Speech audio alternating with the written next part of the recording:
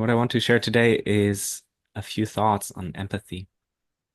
And one of the realizations that I had is that we can only feel in others what we allow to feel in ourselves. And so as we expand our capacity to feel in ourselves, and especially those edges that are beyond our comfort zone, when it comes to difficult or even taboo emotions that were taboo in our childhood and difficult for our parents to hold in us, when it comes to anger, sadness, fear, that naturally becomes our limit in connecting with others. And we are less able to feel others if we have certain blockages around feeling these intense emotions. And so, what that results in is, for me, a possibility of expanding our capacity to feel ourselves, and through that, our capacity to feel others. And that there are capacities of empathy that are so much beyond what we can imagine at the moment for humanity that would, if we would feel fully ourselves, result in immediate peace on earth, because we wouldn't be able to harm other beings if we would truly feel what we're doing to others. So my hypothesis is that everyone who hurts others is hurt themselves. And so we can only hurt others in the way that we are hurt in ourselves and that we have been hurt in our childhood. And so when we look at the larger world stage, it becomes for me very obvious that in so many ways, we're trying to find solutions on a symptom level. Even well-meaning attempts of fighting climate change, or it's even in the word fighting, or fighting for equality, fighting for whatever we try to fight for with the seemingly best intentions. If we focus only on the solution level, on the symptom level, every solution is in a way an attempt to make that feeling that is underneath that go away, that we are confronted with if we deeply connect with these meta or hyper objects. And so I believe that if we come into deeper connection with ourselves, we come into deeper connection with others, and that is what ultimately brings the healing. The healing is in the feeling.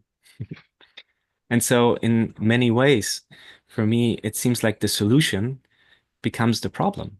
If we think we have the amazing solution and someone else thinks I have an amazing solution, then that is what creates conflict. That is what creates war. If we really tune in, my sense is that even those that we alienate and would like to push away as dictators or evil people, I believe that they think that they have the best solution for themselves and for their people.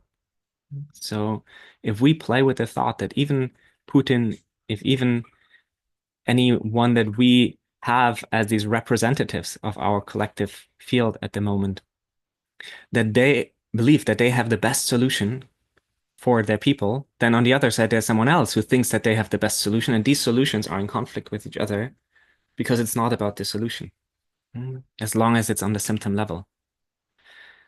What would happen if Putin and Zelensky would meet on a level of emotions and share their helplessness, their sadness, their anger, and really be held in that? I believe that we, as long as we are trying to find the solution, how we respond to any crisis is part of the crisis, as Bayo Akomolafe says. And so if we can feel fully what is part of the situation, then in a way there is nothing to do. Some of you might be familiar with Theory U, where Otto Schama developed this model that describes how you go from opening your mind to opening your heart to opening your will. And in a way, it's a very logical approach to describing what I just shared, that we, in a way, need to open our understanding to see the world as others see it, and then to feel the world as others feel it, to open our empathy. But then the next step is so important, to open our will and to surrender and to acknowledge that we don't have the solution. And if both parties in a conflict come to the place where we surrender our will and where we come to acknowledging that we don't know, something magical happens.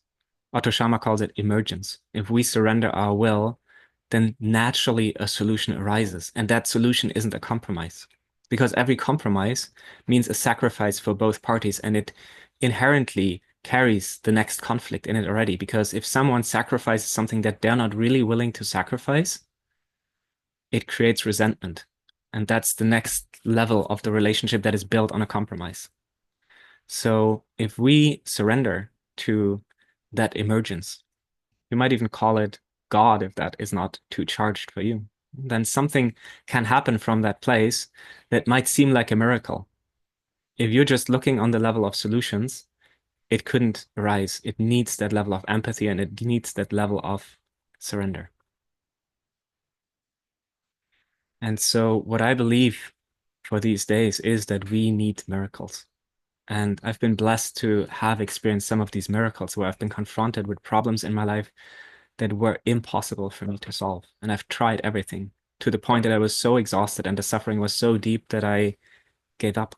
I gave up my strategies that have protected me all my life. And it was some of the scariest moments that I've confronted and the deepest fears. But I believe that we live in a fractal universe. And as long as there is war in our personal relationships, there will be war in the world. But the positive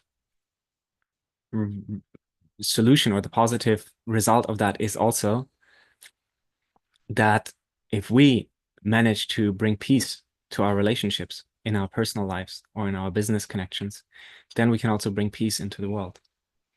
And so it starts with us. And it starts with holding space and turning towards the monsters, which we've been running from all our lives. And where many of us have said, never again do I want to feel this way. But if we have suffered enough, at some point, I believe we come to that state of surrender where we realize, I cannot do it anymore. I've tried everything and I need to surrender. I need to confront what I've been running from all my life. And by turning towards these monsters, oftentimes it turns out they were illusions and they disappear and they become puppies, cute animals. They just want to be held. They just want to be cuddled. And I'll end my monologue with this, maybe a bit inadequate metaphor, but I do truly believe that coming together in this way and confronting what we've been running away from and seeing each other and holding each other in that and recognizing that everything that we are experiencing as problems in our life is in many ways a recreation of our childhood experiences if we're trying to solve it on a solution level. And so my invitation is to drop deeper, to feel deeper, to sense what is moving within us, what is moving between us, and to bring that into connection, because that is what ultimately brings the healing.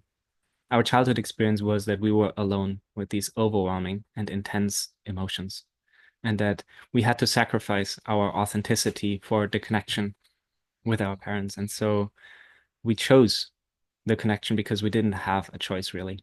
It's a pseudo solution to maintain the connection, but suppressing our authenticity, our anger, our sadness, our fear, our rage, our helplessness. Because if we would have done that, our fear was that we would have lost the connection. And so we suppressed that all our lives. And the way back home is to go exactly in the other direction, to go back to those feelings that are so uncomfortable for us to feel and to bring them into connection. The connection and realizing now there are people who can see me in that and who don't abandon me if I express my anger, if I express my sadness, that for me brings the healing.